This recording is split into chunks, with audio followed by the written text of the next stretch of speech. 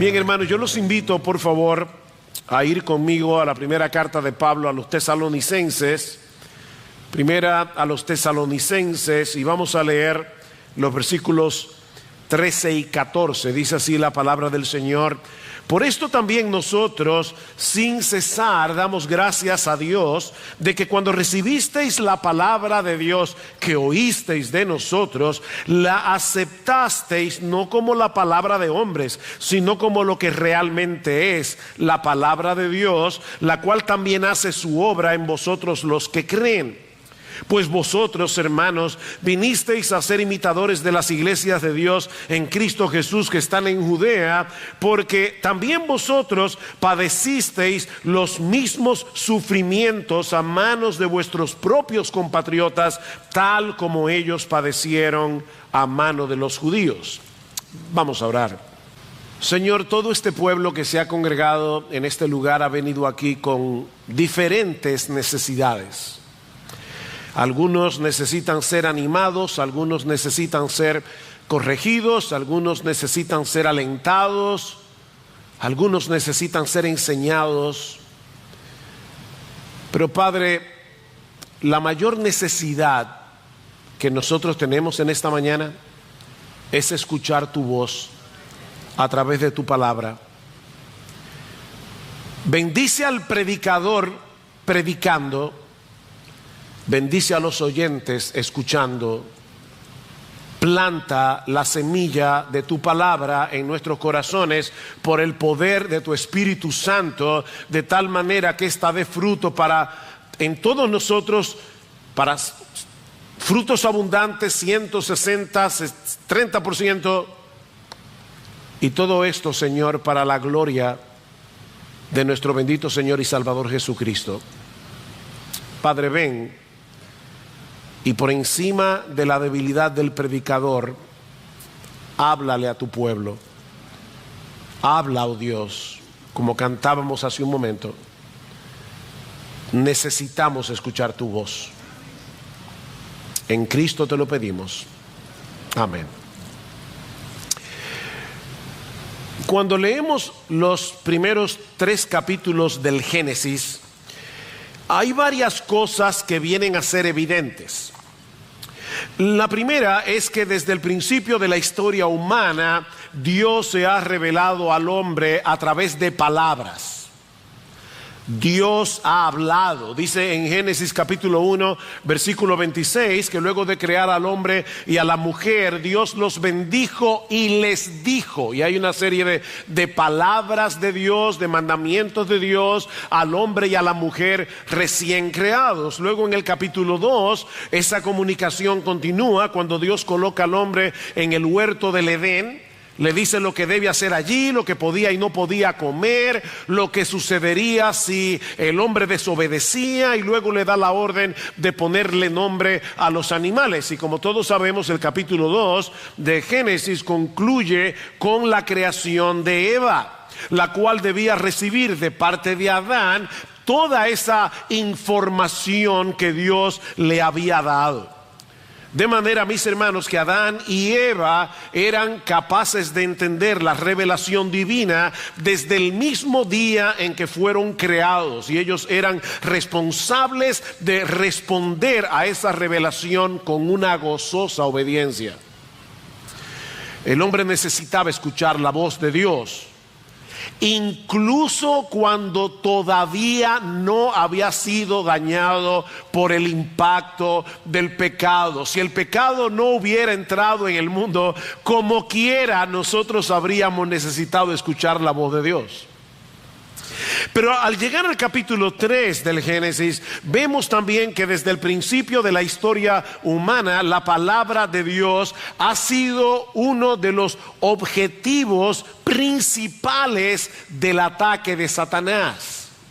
Y no voy a leer el texto, Génesis 3, pero vemos cómo Satanás viene a la mujer y le dice con que Dios os ha dicho que no podéis comer de ningún árbol del huerto. Y la mujer le dice, no, nosotros podemos comer de cualquier árbol excepto del árbol que está en medio del huerto. Ese ni debemos tocarlo. Y entonces Satanás le dice claramente a Eva, eso es una mentira de parte de Dios. Si ustedes comen de ese árbol, no solamente no morirán, sino que van a progresar.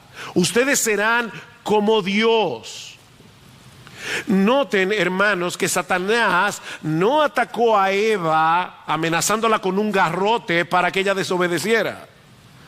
La atacó con una idea. La idea de que Dios no es confiable.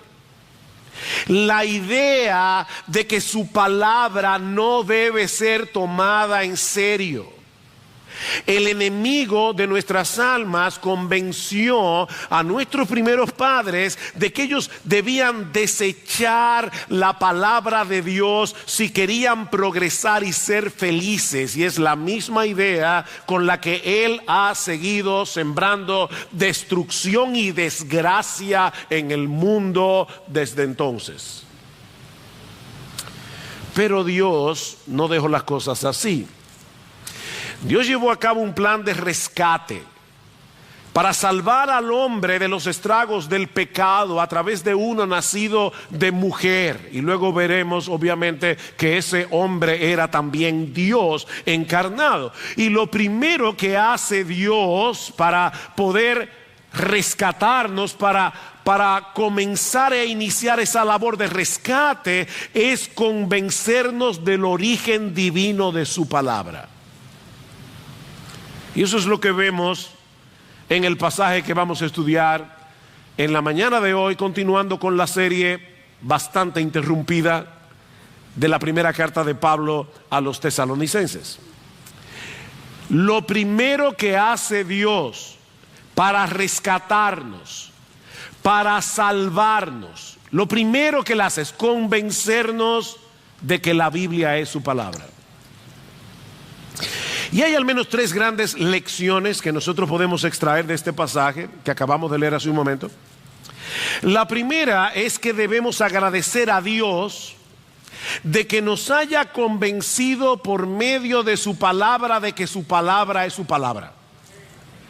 Yo sé que esto suena a trabalenguas, así que déjame repetírtelo otra vez.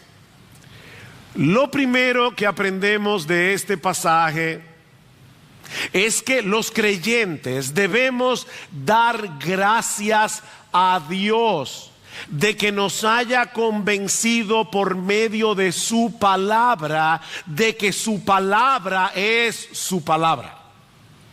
Vean el texto una vez más. Por esto también nosotros, sin cesar, damos gracias a Dios de que cuando recibisteis la palabra de Dios que oísteis de nosotros, la aceptasteis no como la palabra de hombres, sino como lo que realmente es la palabra de Dios. Mucha de esta gente en Tesalónica provenía de un trasfondo pagano. Ellos habían sido expuestos a un montón de ideas filosóficas, a un montón de ideas religiosas, muy diversas, muy extraviadas. Pero cuando ellos escucharon el evangelio, Dios obró en ellos para que recibieran el mensaje, no como una religión entre muchas otras, sino más bien como la palabra del único Dios vivo y verdadero. Fue Dios el que hizo eso. Y es por eso que Pablo no le da gracias a los tesalonicenses por haber recibido favorablemente el mensaje de los misioneros. ¿Se dieron cuenta? Pablo le da gracias a Dios Y eso es una constante en las dos cartas que Pablo le escribió a esta iglesia. Noten lo que dice en el capítulo 1, versículo 4. Nosotros sabemos, hermanos amados de Dios, su elección de vosotros. Nosotros sabemos que ustedes fueron elegidos por Dios. ¿Cómo lo sabemos? Pues nuestro evangelio no vino a vosotros solamente en palabras, sino también en poder y en el Espíritu Santo y con plena convicción. El evangelio obviamente llegó en palabras, nosotros tenemos que predicar el evangelio con palabras, pero lo que Pablo está diciendo es: yo sé que ustedes fueron elegidos por Dios, y lo sé porque cuando el evangelio llegó a vosotros, en medio de toda esa confusión filosófica, en medio de toda esa confusión religiosa, ustedes escucharon la palabra de Dios, porque esa palabra vino con poder. Con el poder del Espíritu Santo. En el capítulo 2, versículo 12, inmediatamente antes de nuestro texto, Pablo dice que él los exhortaba para que anduvierais como es digno del Dios que os ha llamado a su reino y a su gloria. Dios los llamó. ¿Cómo los llamó? Los llamó por medio de su palabra. ¿Y qué hizo para que ustedes pudieran ser parte de su reino y de su gloria? Dios los convenció por el poder de su Espíritu Santo de que su palabra es su palabra. Capítulo 2 de la segunda carta, versículo 13. Segunda Tesalónica 2:13. Pero nosotros siempre tenemos que dar gracias ¿a quién? A Dios. Me encanta el hecho de que el evangelio no le da ninguna gloria al hombre. El evangelio, el verdadero evangelio, le da toda la gloria a Dios. Debemos dar gracias a Dios por vosotros, hermanos amados por el Señor. ¿Saben por qué? Porque Dios os ha escogido desde el principio para salvación, mediante la santificación por el Espíritu y la fe en la verdad. Y fue para esto que Él os llamó mediante nuestro evangelio, para que alcancéis la gloria de nuestro Señor Jesucristo. Dios usó su palabra para convencerlos por el poder del Espíritu Santo de que su palabra es su palabra. Déjame hacerte una pregunta. Si tú eres creyente, ¿por qué tú crees que la Biblia es inspirada por Dios? ¿Por qué tú crees que este libro es la palabra de Dios? Obviamente yo estoy asumiendo que si tú eres creyente tú lo crees. La pregunta es ¿por qué? Ahora, yo sé que hay muchos argumentos convincentes que demuestran sin lugar a dudas el origen divino de la Biblia. Yo lo sé. Estuvimos en una conferencia de apologética esta semana, y apologética es defensa de la fe. La Biblia es un libro muy singular. Cuando escucho a una persona decirme, demuéstrame que la Biblia es la palabra de Dios, en mi interior yo siempre pienso, demuéstrame tú que no lo es. Ahora, yo no voy a entrar en todos los argumentos, y son muchos, que pudiéramos dar de por qué la Biblia, seguro, sin lugar a dudas, es la palabra de Dios. No voy a entrar en esos argumentos. Pero la razón por la que tú crees que la Biblia es la palabra de Dios no es por ninguna de esas pruebas. Yo no estoy diciendo que esas pruebas sean inútiles. Yo creo que Dios puede usar esas pruebas para hacerle ver al incrédulo su deshonestidad intelectual, convencerlo de pecado y preparar su corazón para escuchar el evangelio, que es poder de Dios para salvación. O sea, yo no estoy diciendo olvídate de los argumentos, yo no estoy diciendo eso. Lo que te estoy diciendo, mi hermano, es que tú creíste que la Biblia era la palabra infalible, inspirada, inerrante de Dios, no por argumentos apologéticos.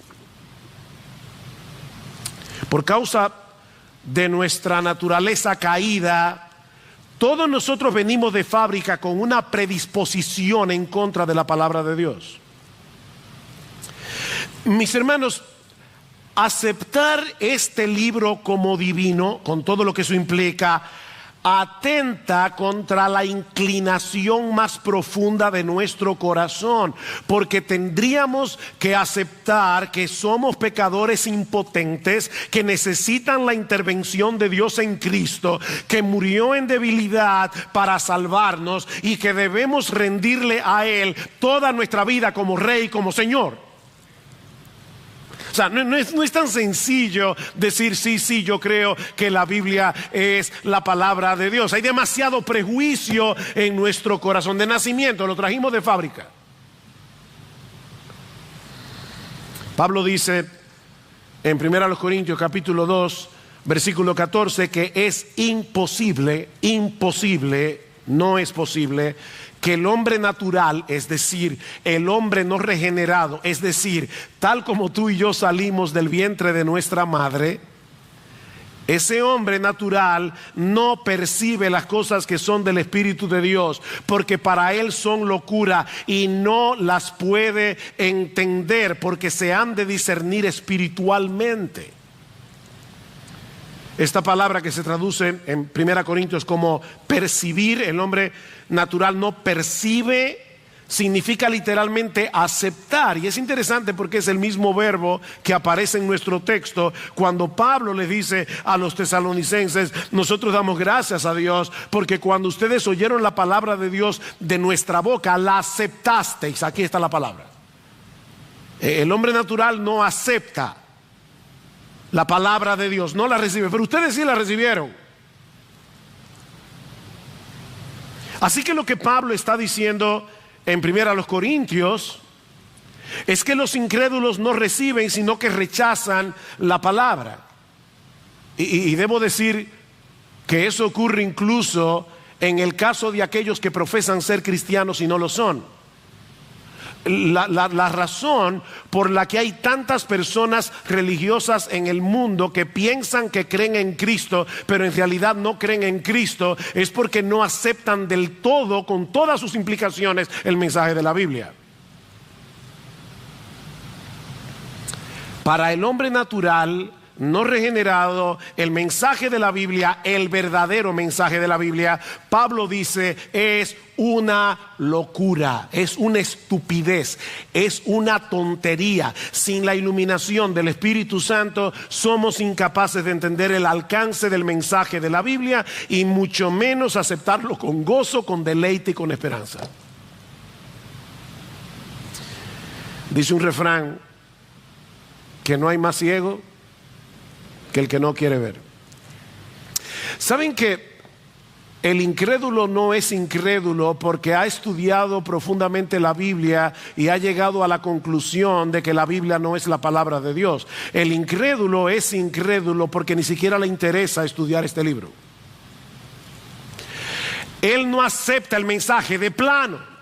Ya hay un prejuicio.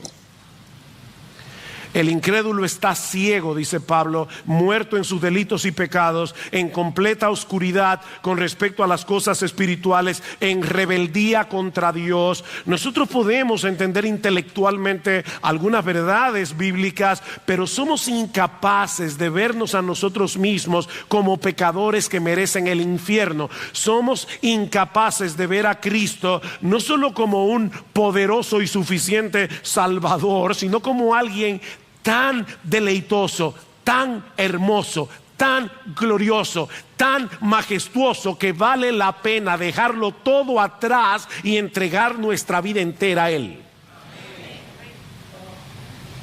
No podemos, porque no queremos. Es una impotencia culpable. Yo no puedo porque no quiero. Yo no quiero que este reine sobre mí, dice Lucas 19. Ese es el problema. Yo no quiero que Cristo sea mi Señor. Yo no quiero reconocer que soy impotente para salvarme. Yo quisiera llegar al cielo, muchos religiosos. Yo quiero llegar al cielo, pero por mis buenas obras. Yo quiero contribuir en algo. Yo quiero llevarme algo de gloria en esto.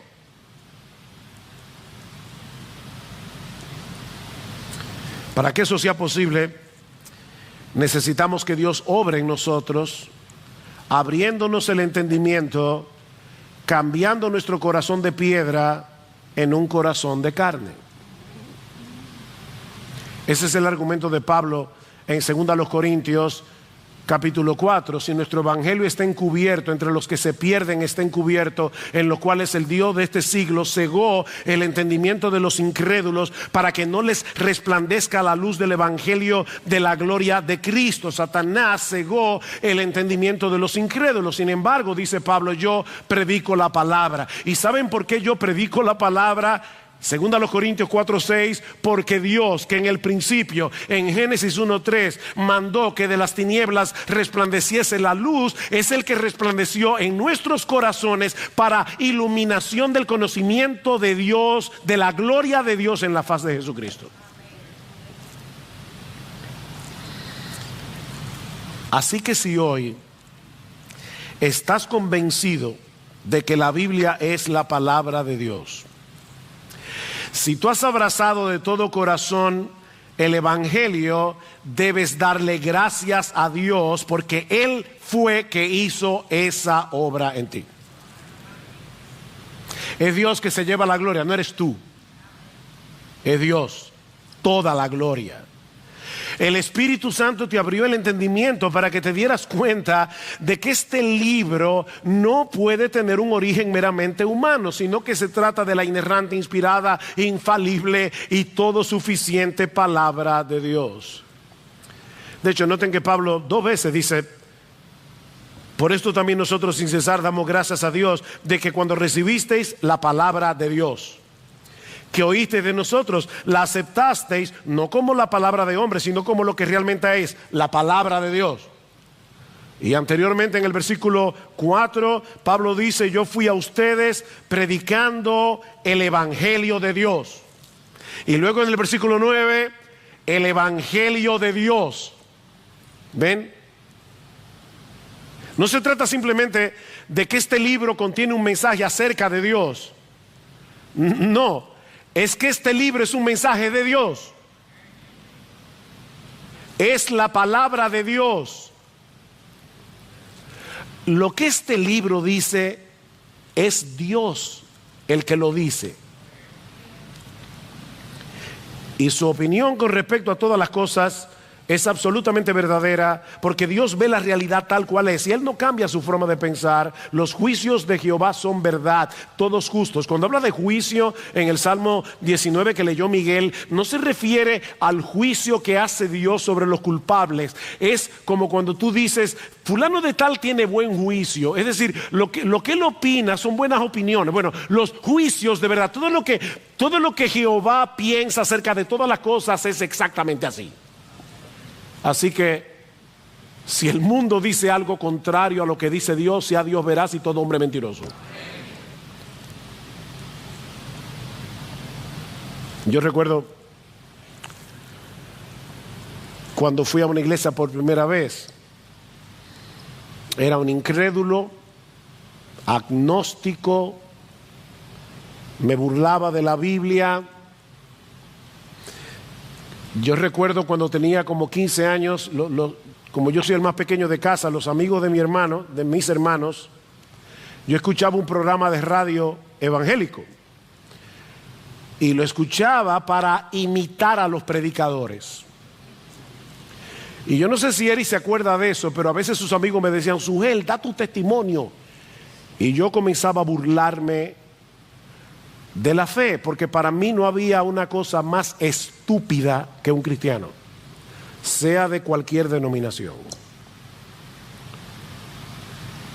Mi mejor amigo junto con Marco Peña me invitaron a una iglesia el sábado en la noche.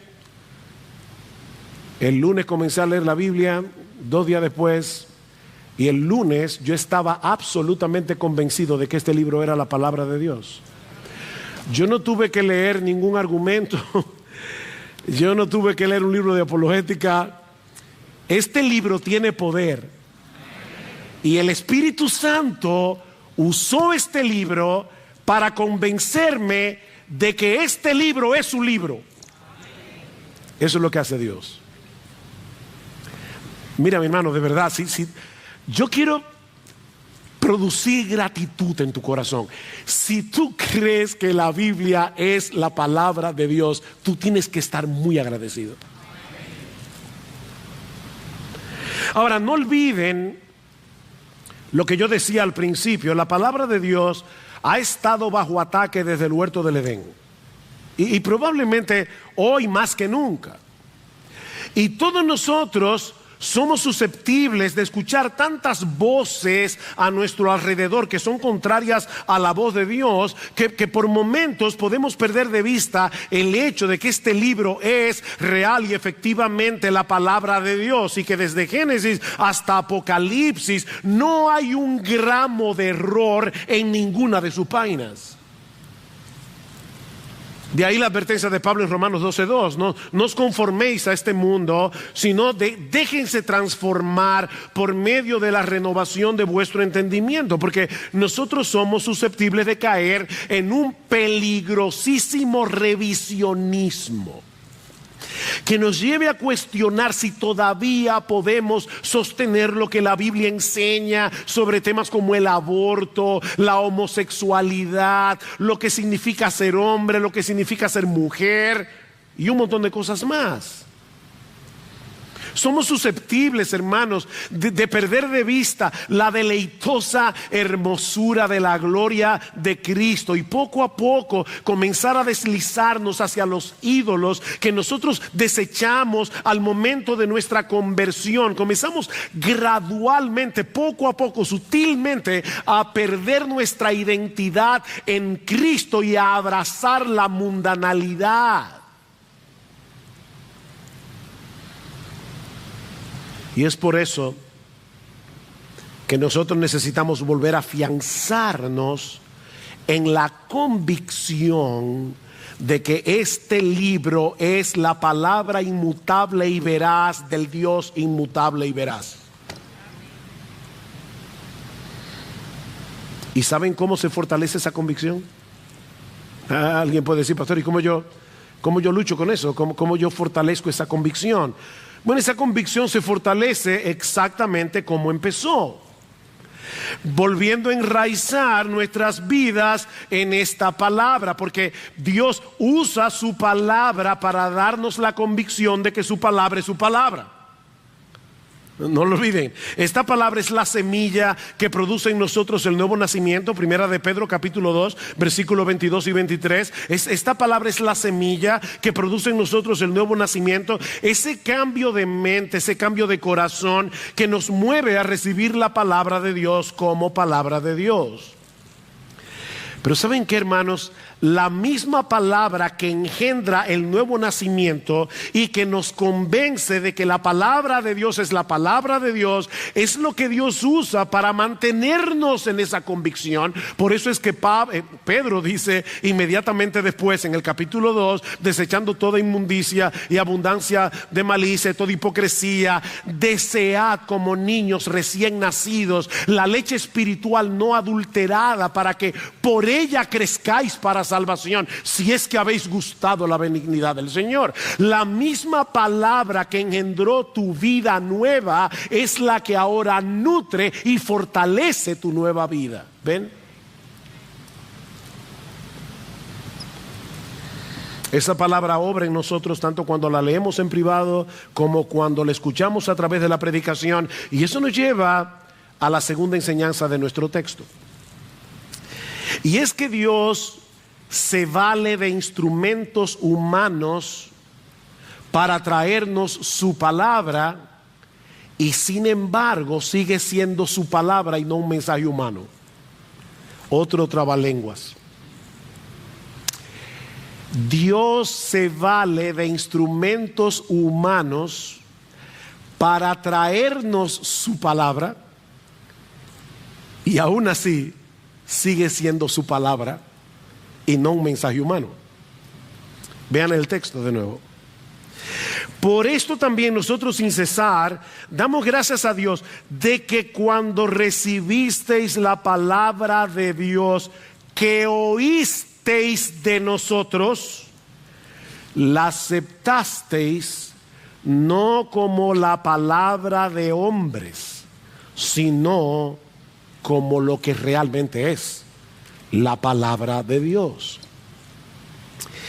Cristo usó a sus apóstoles para completar las escrituras al escribir, ¿verdad?, bajo inspiración divina el Nuevo Testamento, y luego los misioneros, los evangelistas, los predicadores llevan esta palabra a través de la proclamación del evangelio. De manera, mis hermanos, que Dios hace oír su voz en el mundo a través de aquellos que proclaman fielmente su palabra. Cuando estos hombres y mujeres de Tesalónica escucharon la predicación del evangelio a través de los misioneros, Dios les abrió el entendimiento para que ellos recibieran el mensaje predicado no como palabra de hombres, aunque estaban escuchando la voz de un hombre, sino como lo que era en realidad la palabra de Dios expuesta a través de voces humanas. Dios hace oír su voz a través de nuestra voz cuando estamos exponiendo fielmente lo que este libro dice. Me maravilla la predicación, porque hay algo más sorprendente. No solamente es que Dios hace oír su voz a través de nuestra voz cuando estamos exponiendo fielmente su palabra. Cuando yo doy mis opiniones, eso no vale un centavo. Nada, cero. Tenemos un tesoro, pero en vaso de barro, para que no miren al vaso, sino al tesoro, que es el evangelio que proclamamos. Entonces, no solamente se trata, mis hermanos, de que Dios hace oír su voz a través de nuestra voz, sino que aquí viene la parte más misteriosa. Cristo mismo viene y se acerca por medio de la predicación de su palabra para salvar a sus escogidos y para edificar a sus hijos. Cristo viene. Mis hermanos, lo que pasa aquí cada domingo es algo muy singular. Cristo viene por medio de su palabra. La única forma en que una persona se puede convertir es escuchando la voz de Jesús. Mis ovejas oyen mi voz, Juan capítulo 10, versículo 27. Y yo las conozco y me siguen, mis ovejas. Cristo le dice a los judíos: ustedes no escuchan mi voz porque ustedes no son de mis ovejas. Ustedes no son de los que el Padre me dio, Juan 17. Pero los que son míos, los que el Padre escogió desde antes de la fundación del mundo, mis ovejas que el Padre me dio, escuchan mi voz. Ahora la pregunta es: ¿cómo es que las ovejas de Cristo escuchan la voz de Cristo? A través de sus mensajeros. ¿Recuerdan cuando el Señor envió a los 70 a predicar? Ni siquiera eran los 12 apóstoles, 70 discípulos. ¿Saben lo que les dice Jesús al encomendarlos a ir a predicar? Lucas 10:17. El que a vosotros oye, a mí me oye. Y el que a vosotros desecha, a mí me desecha. Y el que me desecha a mí, desecha al que me envió. Wow. Yo no sé si Pablo tenía en mente este texto de Lucas cuando le dice a los creyentes en Éfeso, escuchen esto, Efesios 2:17. Cristo vino y anunció la buena nueva de paz a vosotros que estabais lejos y a los que estaban cerca. Pregunta: el Señor Jesucristo apenas salió de los contornos de Palestina, una vez fue a Tiro y a Sidón, no más de ahí, no más lejos de ahí. ¿Cuándo Cristo fue a Éfeso? Porque Pablo dice: Cristo vino y anunció. Cristo no solo vino, Él anunció la buena nueva de salvación. Pregunta, mis amados hermanos de Iglesia Bíblica del Señor Jesucristo y todos los que nos visitan hoy aquí: ¿cuándo Cristo fue a Éfeso? ¿Cuándo Cristo predicó en Éfeso? A través de sus predicadores. El mismo Cristo vino y predicó. porque el que a vosotros oye, a mí me oye. Cristo viene y hace oír su voz a través de voces humanas que proclaman fielmente su palabra. Por eso decía John Stott, y me encanta esta frase, que la predicación brinda pies y voz al Cristo vivo. Yo no sé si ustedes durmieron bien anoche. ¿Ustedes están oyendo eso?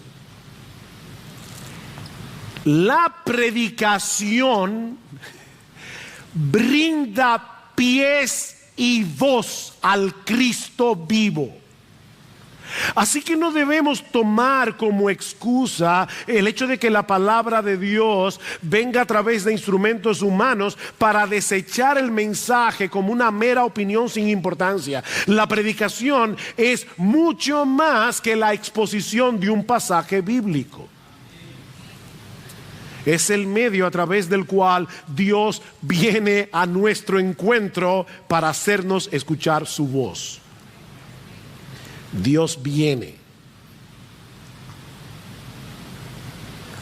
Así que somos embajadores en nombre de Cristo. 2 Corintios 5:20. Oigan esto. Como si Dios rogase por medio de nosotros.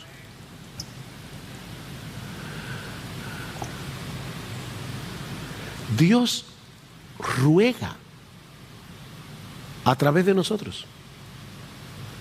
Cuando proclamamos su mensaje de paz en Cristo.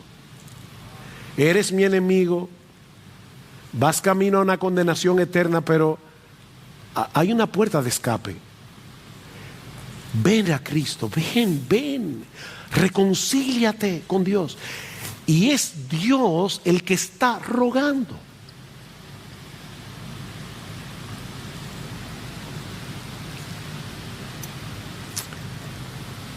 Los predicadores, dice Pablo en 2 Corintios 2:17, los verdaderos predicadores. No somos como muchos, como aquellos que comercian, adulteran, falsifican el mensaje de la palabra de Dios, sino que con sinceridad, como de parte de Dios y delante de Dios hablamos en Cristo. ¿Ustedes escucharon eso? Nosotros los predicadores hablamos como de parte de Dios y delante de Dios. Eso pone un peso enorme en nosotros los que predicamos, porque debemos estar completamente seguros de que estamos transmitiendo fielmente lo que Dios de verdad dice en su palabra, porque de lo contrario estamos levantando falso testimonio. A mí me impacta mucho como predicador pensar en esto. Y imagínate que tú acudes a una charla de lo que sea y el orador de repente, tú estás como medio distraído y de repente el orador dice, como dice fulano de tal, y te cita a ti. El problema es que él está sacando tu frase de contexto y está tergiversando completamente lo que tú dijiste. ¿Cómo tú te sientes? Bueno, déjame decirte algo que a mí me pone a temblar. Alguien me preguntó el otro día, ¿tú todavía te pones nervioso cuando vas a predicar? Y yo le dije, sí me pongo nervioso, pero no por miedo escénico. Me pongo nervioso por la responsabilidad. Porque Dios está sentado aquí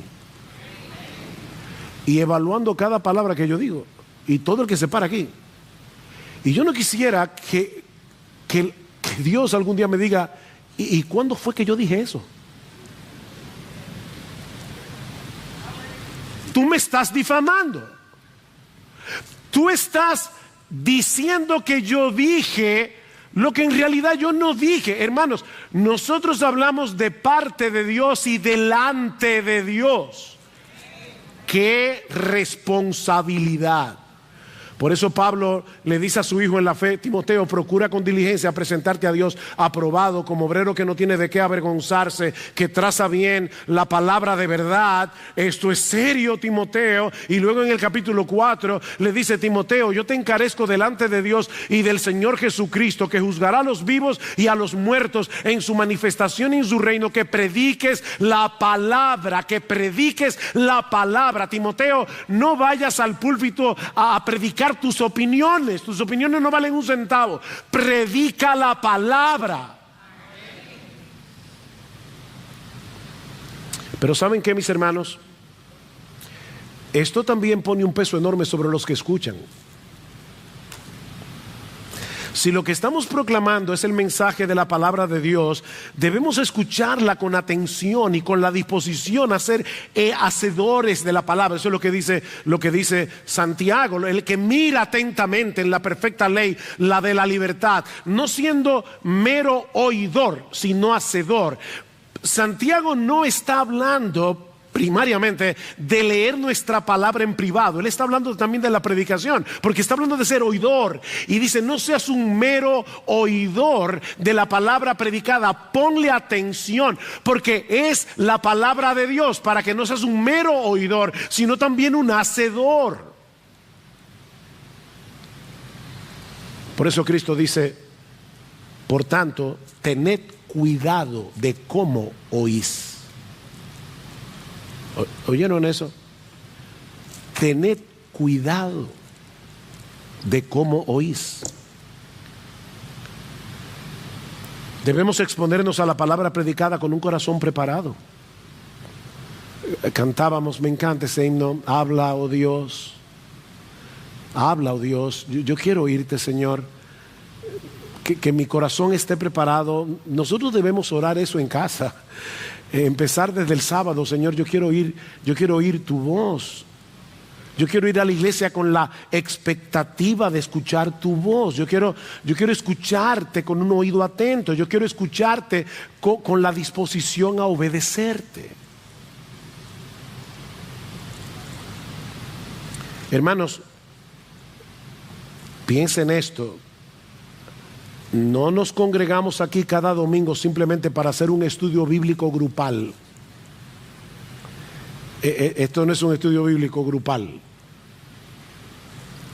Nos congregamos a escuchar la voz de Dios, proclamada a través de la exposición de su palabra. Estos hombres y mujeres en Tesalónica, eso es lo que Pablo está diciendo, pudieron discernir que detrás de la voz audible de los misioneros, ellos estaban escuchando la palabra misma de Dios. Increíble, ellos estaban oyendo a Pablo, pero decían: este mensaje es de Dios. Por eso abrazaron el mensaje de todo corazón, que es la idea de la palabra que se traduce como aceptar. Lo ven a mitad del versículo, dice: recibisteis la palabra de Dios que oíste de nosotros, la aceptasteis, dice Pablo. Esta palabra significa aprobar, apropiarse, abrazar calurosamente. Dice John Piper: la fe no contempla la palabra de Dios desde la distancia y la declara verdadera, se aferra a ella, la recibe, la acoge, la abraza. O sea, no es que yo venga aquí a decir: oh, qué interesante, qué buena exégesis, mira la conexión, yo no había visto eso en la Biblia. Olvídate de eso. Todo esto, la exégesis, el mensaje, cómo los predicadores arman el mensaje, esto es un medio, un mecanismo para llegar a un fin, porque el fin es encontrarnos con Dios, el fin es escuchar la voz de Dios. Por eso me preocupa, y cada vez que viajo a dar algún taller de predicación, yo creo que yo repito eso hasta la saciedad. Me preocupa, mis hermanos, que cada vez más se está difuminando la línea que separa la predicación como otros medios de comunicación. Y a veces escucho a los predicadores y me pregunto, ¿está dando una clase de escuela dominical? ¿Está dando una charla bíblica? ¿O está predicando la palabra de Dios? Nosotros somos embajadores de Dios, no somos sus negociadores. Nosotros no venimos aquí a hacer un talk show. Nosotros no venimos aquí a decir, ¿qué te parece? Dime, ¿qué significa este texto para ti? No. Nosotros venimos aquí, después de haber pasado la semana entera estudiando el texto bíblico, a decir a la congregación, así dice el Señor. Eso es serio.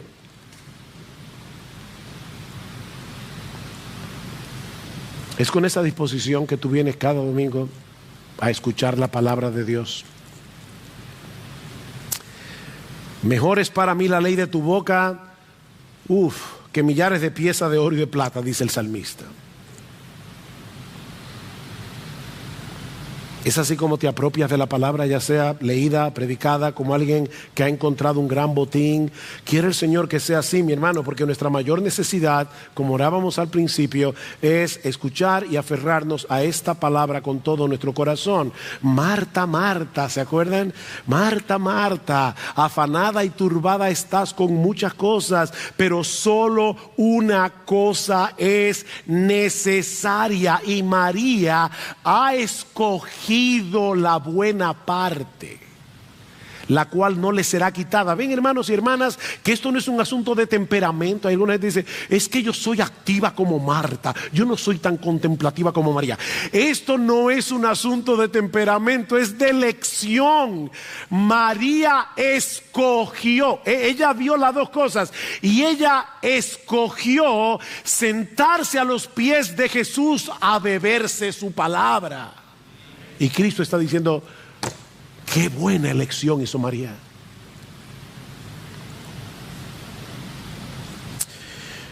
Porque es a través de la palabra de Dios que Dios se acerca a nosotros y obra en nosotros. Y eso nos lleva a la tercera enseñanza de nuestro texto. Voy a tratar de ser breve.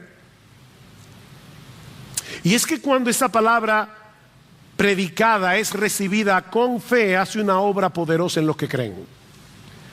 ¿Qué dice el texto otra vez? Por esto también nosotros sin cesar damos gracias a Dios de que cuando recibisteis la palabra de Dios que oísteis de nosotros, la aceptasteis no como la palabra de hombres, sino como lo que realmente es, la palabra de Dios, la cual también hace su obra. La palabra allí es energía, es energética la palabra, hace su obra en vosotros los creyentes, no los que creéis simplemente, sino los creyentes. Porque hermanos, la clave para que la palabra de Dios haga su obra en ti no es creer en un momento, es seguir creyendo y seguir creyendo y seguir creyendo, sobre todo cuando las cosas se ponen bien oscuras, porque sigue siendo la palabra de Dios. Es viva y eficaz la palabra de Dios, porque es la palabra viva del Dios vivo, ¿no? Esto no es un museo. De manera que cuando esa palabra penetra en nosotros al recibirla con fe, de inmediato comienza a actuar en nuestro interior. Obviamente nosotros no siempre estamos conscientes de lo que la palabra está haciendo, pero al ser la palabra de Dios nunca permanece inactiva en nosotros. Y aunque yo pudiera pasarme horas detallando todo lo que hace la Biblia en nosotros, permítame enfocarme únicamente en lo que dice el texto. ¿Cuál era la evidencia de que la palabra de Dios estaba haciendo su obra en Tesalónica, en estos hombres y mujeres de Tesalónica? Bueno, en primer lugar, ya lo dijimos, porque ellos recibieron la palabra de Dios como palabra de Dios y actuaron en consecuencia. Pensemos por un momento en el mensaje que los tesalonicenses escucharon por boca de los misioneros. En Hechos 17, Lucas dice que por 3 días de reposo Pablo discutió con ellos basándose en las Escrituras y explicando y presentando evidencia de que era necesario que el Cristo padeciera y resucitara de los muertos, y diciendo, este Jesús a quien yo os anuncio es el Cristo. Ese es el mensaje. Pablo lo resume en el capítulo 1 de la carta como el Evangelio. Muchos gentiles, muchos judíos se convirtieron de los ídolos a Dios para abrazar al Dios vivo y verdadero. Ahora, abrazar el Evangelio de ese modo en ese tiempo no era nada sencillo, porque volverse de los ídolos a Dios era un cambio radical y sumamente problemático para la vida familiar, para la vida comercial, para la vida política, porque se adoraba al César como el único Señor. Renegar de los ídolos era visto como una traición. Era una traición a la familia, era una traición. Yo he predicado a gente que me dice, yo no puedo ahora negar la religión que me enseñó mi mamá. Es como hay un asunto de tradición aquí. Pero en este tiempo era peor.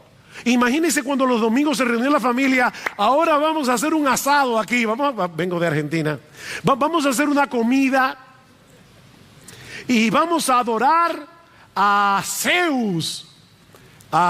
Yo no puedo ir ni mi familia tampoco, porque nosotros nos volvimos de los ídolos a Dios. Ven, es una traición a la familia.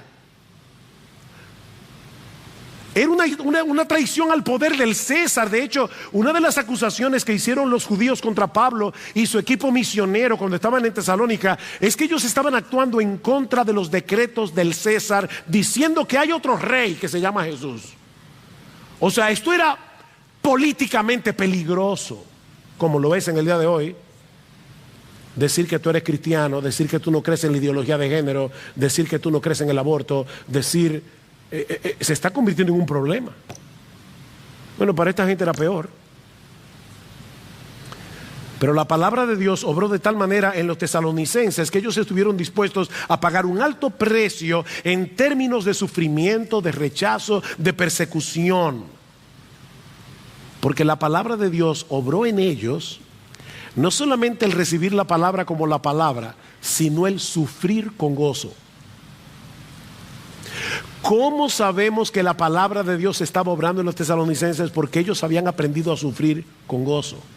¿Qué dice el versículo 14? Yo no voy a entrar a estudiar ese texto ahora, lo estoy citando simplemente para que vean el problema. Pues vosotros, hermanos, vinisteis a ser imitadores de las iglesias de Dios en Cristo Jesús que están en Judea, porque también vosotros padecisteis los mismos sufrimientos. Y en el capítulo 1, versículo 6, dice, vosotros vinisteis a ser imitadores de nosotros y del Señor, habiendo recibido la palabra en medio de mucha tribulación, con gozo del Espíritu Santo.